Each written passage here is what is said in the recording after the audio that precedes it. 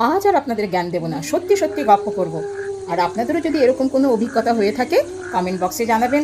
আমি তখন ক্লাস 10-এ পড়ি, আর আমার যে দাদা ডাক্তার তিনি তখন কলেজে পড়েন। তো একদিন আমার বন্ধুরা এসছে প্রথমবার আমার বাড়িতে।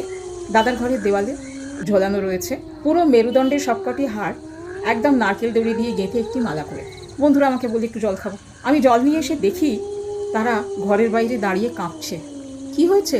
তোর বাড়ি এসব আছে জানলে আসতাম না। সেই যে তারা বাড়ির গেট ছেড়ে বেরিয়ে গেল, আর এমুখো হয়নি। আমি ফার্স্ট ইয়ারে পড়ি।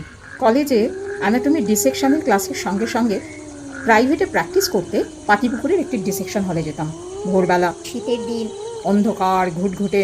হঠাৎ একজন এসে বলল একটি বডির মাথাটা নাড়াচাড়া করছে। আমরা সবাই ছুটে গেলাম, ভাবলাম ভূত দেখব। বডিটা কাপড় দিয়ে ঢাকা রয়েছে আর মাথাটা একটু এদিক ওদিক নড়ছে। স্যার গিয়ে কাপড়টা তুললে একটি বিড়ালের বাচ্চা মুখের উপরে বসে রয়েছে, সে বেরোতে পারছে না, কাপড়ে আটকে গেছে। এভাবেই মানুষ ভয় পায়।